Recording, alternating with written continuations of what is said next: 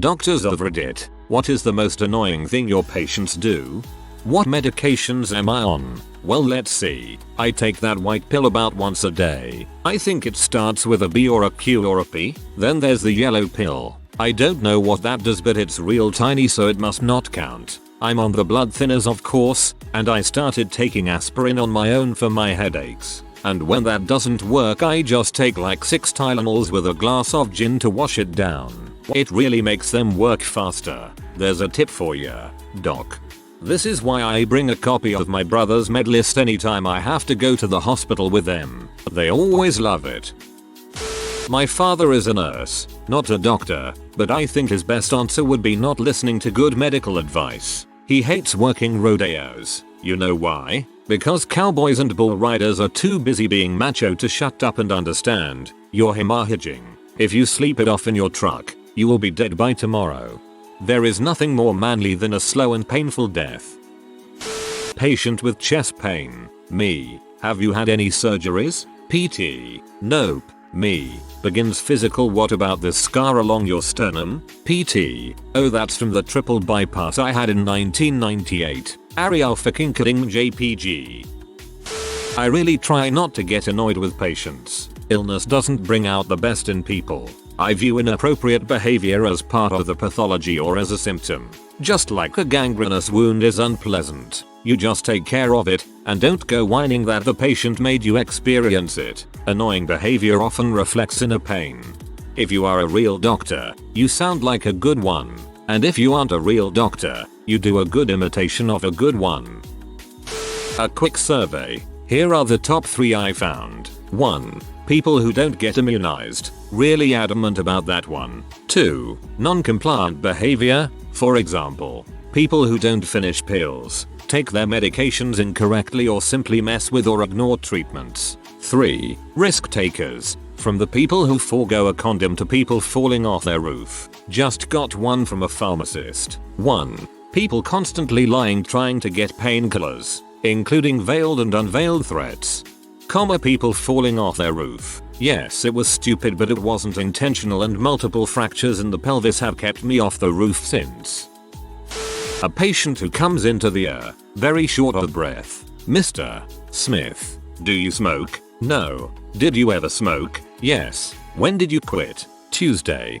When asking a female patient if there was any chance of pregnancy, you almost always get a number. For fun, you can further ask if they're fertile, taking anti-conception, or having unprotected sex. They almost never all match up.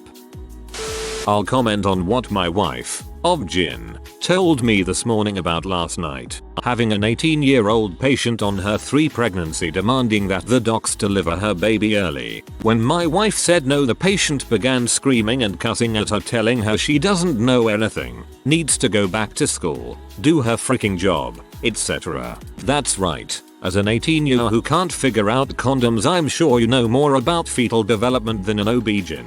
Unfortunately, this is a common occurrence for her. People who don't immunize their children. I don't care if you think that mumps will make your little sunflower stronger. The truth is that vaccines work best by herd immunity. Herd immunity is the process in which people who can't be vaccinated, or who were but the vaccine didn't work for whatever reason, are protected because the disease cannot spread, as the majority of the population is immune anyway. If you don't vaccinate your little Jimmy, because that TV personality told you that vaccines are bad, in spite of all the science saying otherwise, you may just kill little Bobby, who unfortunately wasn't immune even though he got the shot. I'm not even a doctor, and this pisses me off to no end. Stupid Jenny McCarthy.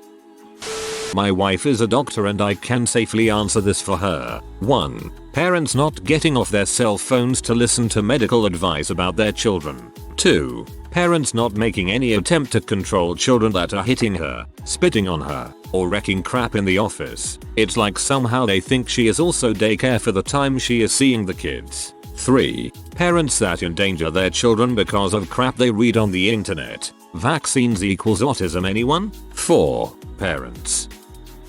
My missus is a nurse. She can't think of just one. When patients say they don't have allergies when they do, When they buzz to have her fetch them a glass of water that is closer than the buzzer. Demand their extended family come to their public room for their day procedure. Give the doctor different information to what they gave her, as if to make her look like a liar idiot. Ignore instructions to lay down in the hopes of preventing hemorrhaging after an angiogram. Instead deciding to get up and leave to go have a smoke without telling anyone. Complain about hunger while she is responding to a code in the same room. And here's a new one from today. Leave their severed digits laying around on the bedside table without telling anyone they even have it with them. She carries on like a pork chop, but she loves nursing. Almost as much as she loves bitching. She's still going. I said I'd do one more. Crap the bed right after she's changed the sheets. When patients overwear sleep in their contacts repeatedly, eventually they will develop a sty, ulcer, edema, blepharitis, etc. and are then required to be out of contacts for a few days so they can use medication. Then they get angry because their glasses are 3 prescriptions ago and can't see out of them. Who do they blame? Certainly not themselves. This is me and I did blame myself. Not all of us are so egotistical. Female patients are always apologizing for forgetting to shave their legs before a physical exam. I always think, I just had my finger up someone's butt. Your hairy legs are the least of my problems. This is comforting. I've spent many an afternoon worrying because I've noticed that I missed a spot. Wait till the last minute to ask you to refill their medications over the phone and then don't show for a scheduled appointment. Repeatedly. I think you've met one of my co-workers. My dad's a doctor. Every drug commercial. Ask your doctor if is right for you. No. Your doctor knows what to give you. Do you really think that if you saw something on TV and brought it up to your doctor, he would say, wow, you're right. That does sound like it might help. I would have never thought of that. Such balls. Drives my dad nuts. American drug adverts fascinate me. The first 30 seconds tell you why you should take it and the second 30 seconds tell you why you shouldn't. Thankfully we don't have anything like them here in the UK. Aggressiveness. No one wants to be in hospital, but if you are going to be and moan about everything, the entire clinical team is going to give you the bare basics they have to ensure your health. If you are warm and polite, by God will you have a much smoother and pleasant stay. Beatings will continue until morale improves. I work in the air. We're a not-for-profit hospital so we can't turn anyone away. My number one pet peeve is patients who abuse the air by coming in for stupid crap because, heck, they're not paying. So why not? Some of my more memorable patients. The couple who brought in their 1-year-old for mosquito bites. Yes, she has a mosquito bites and when she scratches them they get worse. The man who came in for almost being bit by a spider. The chest pain complaining women who get a pregnancy test and then bail. The woman who came in for a stubbed toe. The patient who came in via ambulance for being involved in a fender bender in a parking lot. The masses of patients with mild cold allergy symptoms. The end result is our hospital is millions in debt. We are understaffed and overwhelmed by people who abuse the system. In my defense, it was a really scary spider. From my doctor wife, people that complain for an hour about their health problems and then refuse to change anything that would fix it. Patient, it's hard to get around and I have no energy. Doctor, you're 100 pounds overweight. Go on a diet and get some exercise. Patient, oh that won't work. I'll just eat this bag of cookies while you write out some prescription.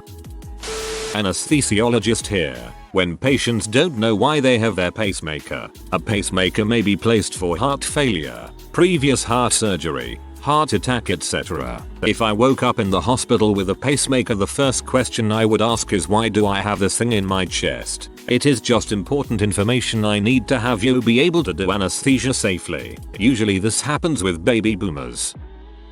I think we can safely conclude from this experiment that there are no doctors on Reddit. Just as well. When I stopped to think about it. I'm not a doctor, but I saw one played on TV. Thinking that medicine is an exact science. Sometimes it is as simple as take 2 of these and you'll be fine by morning, but a lot of the time it is not so cut and dry. As a frequent patient with a chronic skin condition who also works in the medical field, as a medtech CNA, I don't know why, but I'm very concerned about being a good patient. So thank you for answering. Also, I'm not a doctor, but as a CNA I'm annoyed by being treated as a glorified servant by patients. CNAs are the backbone of the medical field. Did that for 3 years.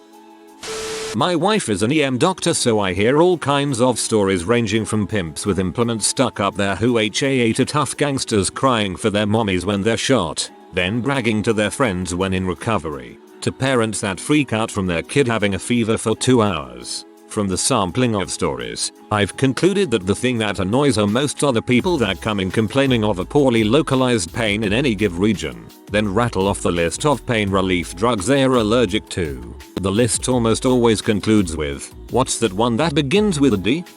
D. Diluted. That's it. That's the only thing I can take. Gimme." Nurse here. Leslie. One time I watched a drug seeker come in with severe abdominal pain that left him unable to get up, but once left to his own devices he started fishing in the shops for discarded meds.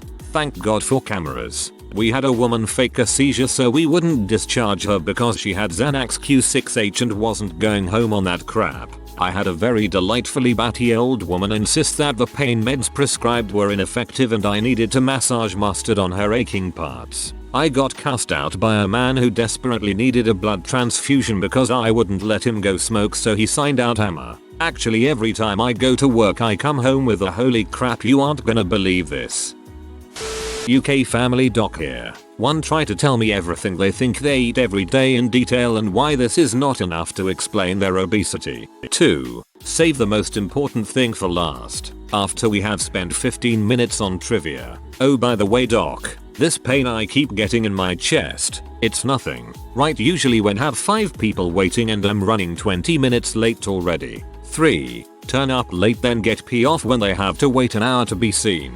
An hour. FFS. You missed your appointment and we are still seeing you. 4. Have out of control child, Ren, with them exploring the clinical waste bin and sharps bin and all the drawers full of freaking needles and dangerous crap. How can I think when I know a child is about to stab themselves or eat bits of people? Control your child or leave them at home. 5. Say, thanks anyway after 20 minutes of listening and advice like all of it has been worthless. 6. Demand an X-ray, especially for mechanical backache. Radiation as such has no therapeutic value and increases your risks of future cancer. The radiologists refuse to do them. Quite right too. 7. Say the pills don't work when the prescribing record clearly shows they have not been taking them. Then claim they have even in the face of evidence to the contrary. I gave you 28 pills 6 months ago so it would appear you have not been taking them. Yes, I have, every day. Where from? I only gave you 28. 6 months ago. Well, I take them every day and they haven't worked. What are you going to do about it? What is that about? Some kind of self-fulfilling denial thing. Pills don't work sitting on the shelf in the bottle. You actually need to ingest them for them to have any effect. On home visits. 1. Smoke, and just carry on like I wouldn't mind. Put that crap out please. 2. Leave the TV on. Yeah, don't mind me. I normally listen to a person's chest while keeping one ear on Jeremy Kyle. 3. Provide an audience while I examine the patient. Anyone who happens to be in the house. 3. Request a home visit for a baby. Babies can be carried to see me. 4. Request a home visit for man flu. Get a grip people. 5. Request a home visit having got off the plane from abroad after their holiday with some foreign contracted gastroenteritis or ERTI. Just been to Spain, but now cannot manage to the surgery. Drove past the practice to go home and call us. 6. Demand a home visit or I'll just go to casualty. Passing my surgery on the way. Other than that, nothing I am sure. All my irritations are merely typical challenges of providing primary healthcare. People are people. Getting annoyed about it just kills you younger. Smile and, while people might think you strange, you might just make it to retirement.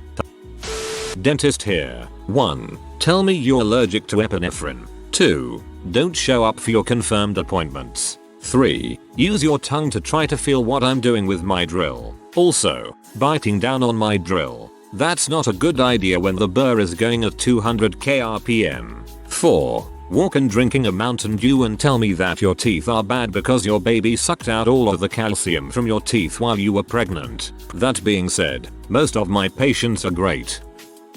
My stepdad, a family physician among other MD positions in hospitals and nursing homes, told me a while ago that he really hates when people come into the office and try and self-diagnose themselves via WebMD. He likes that people check the site and see what's up, but he'd like them to just let him do his job and not second guess everything because of what one printout says. Having read many of these posts, I have to say that it seems like many of these issues come from a lack of communication in both directions. When I was 8, I broke my wrist badly and was not taken to the hospital until the next day. The nurse on duty took me to the X-ray specialist. The specialist sat me down, explained to me that she had to straighten out my wrist for the machine and that it would hurt, but if I relaxed, it would not hurt for long. She did, and it hurt, but I never resented her for it. When I was 13 I broke the other wrist and had a nurse who laid out my arm on the X-ray machine yanked it really hard when I wasn't expecting it. It hurt much more than the first time, and lasted a lot longer. Even thinking about it makes my wrist hurt now. This just shows that when something is necessary, you can handle it if you are treated right. Communication is really important. My dad's a doctor. The biggest thing I can think of is his patients calling his cell phone or our home number to refill their prescription after they've run out. Then he screwed up by giving out his home number or cell phone. He should have a service that screens calls that hides his real phone number from patients. Fake illness to get on SSI disability. I know way too many essentially healthy 22-year-old who never plan on working again. As someone who is on SSID for legitimate reasons, I promise you that that money is not at all enough to live on. I receive $785 a month, which nearly covers my rent, utilities, and a few other small miscellaneous bills. Also, frick people who fake their crap to get SSID. It was hard as heck for me to receive help because of the long, tedious process of acquiring it.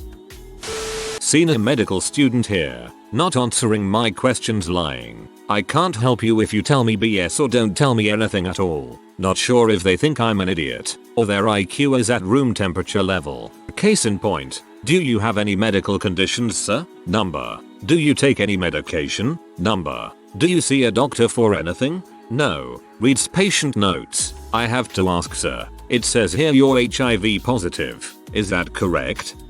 Yes it is. It's not really a bother to me. Facepum. Shortly after this would be not following our advice at all, then complaining, officially or just verbally to us. Yes, your pain is still there, Mr. Jones, because you won't take your ibuprofen 3 times a day as we advise to. No, you don't get stronger pain meds till you do the first stage properly.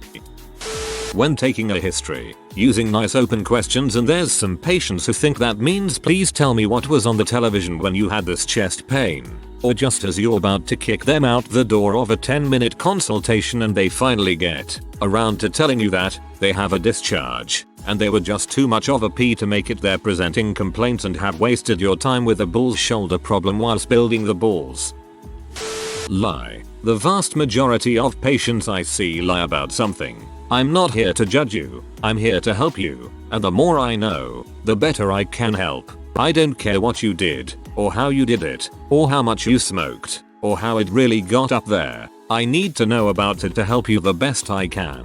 You're only hurting yourself if you lie to me, and chances are, I'll find out the truth somehow anyway. Please, just do us both a huge favor, and be totally honest. Physiotherapist here. It is very annoying when people exaggerate their symptoms. Me. On a scale of 1-10, how is your pain, with 1 being no pain at all and 10 being the worst pain you can possibly ever imagine? Patient. 28. So when 10 is the highest you're going for 28. Right. This one actually happened to me once. Med student here. Coming in after being non-compliant with their assigned therapy. Bitching to us. Also, not knowing their meds, not bringing their meds in with them to an appointment. As a paramedic, when some trashy family gets into a car accident with their 15 freaking kids, it's a low speed fender bender with no visible damage. The mom will look back and say to all the kids, You'll have neck pain, so she then requests that all her children be transported that have no injuries whatsoever. So all people need to be catboarded, then backboarded, which takes multiple ambulances and taxes the resources of the M system. So when that real traffic accident happens and someone is seriously injured, we don't have the manpower. Also, the mom can try and make money off her children. Whoa, that is disgusting. Take herbal supplements over FDA approved medications. Maybe it's just my prejudice against herbal supplements in general, but what would possess someone to try a million different herbal supplements for their high blood pressure when 1 or 2 BP meds will be effective? Also, when patients think that they don't need to list what herbal supplements they are taking on their med list, we need to know that stuff. Better yet, stop taking things that don't help and that you don't know the side effects to. If there is an OTC supplement that has been proven to work, we will tell you about it. If we've never heard of it, chances are it's not going to work. I'm in the dental field, but I have a few. Not knowing what medications they are currently taking. Bring a list if you can't remember. Self-diagnosing. Field specific. Telling me they can't afford to go to the dentist, but have a nicer cell phone and car than I do. I've been told that Scrubs was one of the most realistic hospital shows. Lots of great quotes from it. For example, Dr. Cox, you wanna know the real skinny? If you want to be good doctors and nurses, you dang sure better get ready to get in trouble. A lot. Because patients are stupid, and they are really scared, and some of them need you to hold their hands, and you should. Others need you to kick their asses, and you absolutely should do that, too. But it really all just comes down to whether or not you got the guts to say just exactly what you know in your heart of hearts you really should say. Not a doctor, but my mom is one. Because I chose to go to high school in the town she worked in instead of the town we lived, I spent about 3 hours killing time in her office every day for the duration of 12th grade. So let's see. A patient got a hold of our home number. She had finished her painkiller prescription early, and then call and beg for more. Patients who show up for their regular scheduled checkup, everything goes fine. Then as they're getting up to leave they say something like, oh by the way, I've been having symptoms of a serious medical condition.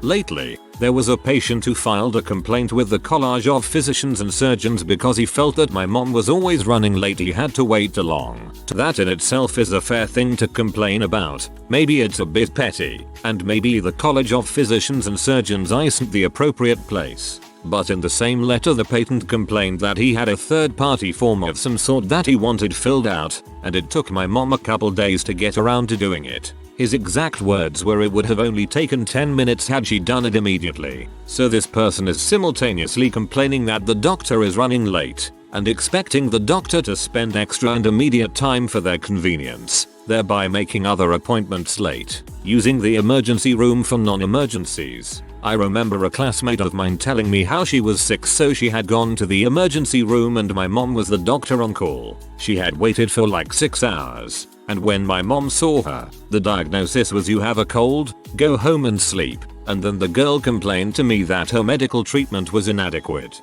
People who complain that the nurse knew more than the doctor. Yes, the nurse probably spent more time with you and was probably more concerned about your comfort, but that's because it's the nurse's role. A doctor's job is to provide a diagnosis. A nurse's job is to provide care. The nurse may have been able to identify that you have a sprained ankle and administered an ice pack and some Tylenol 3S. They probably took your blood pressure and made you feel better.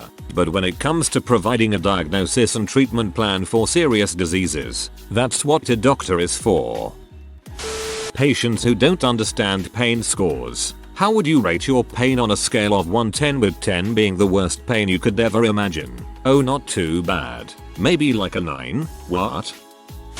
Drug-seeking behavior is by far the most common annoying thing my patients do. I've heard all your stories, reasons, excuses, and everything else you can come up with as to why you need more pain medicine than should ever be required by a normal person with your injury. I know you are lying to me, and I dislike you because of it. If you are new to the channel, you can subscribe. I publish new videos every day. Until then, check another video.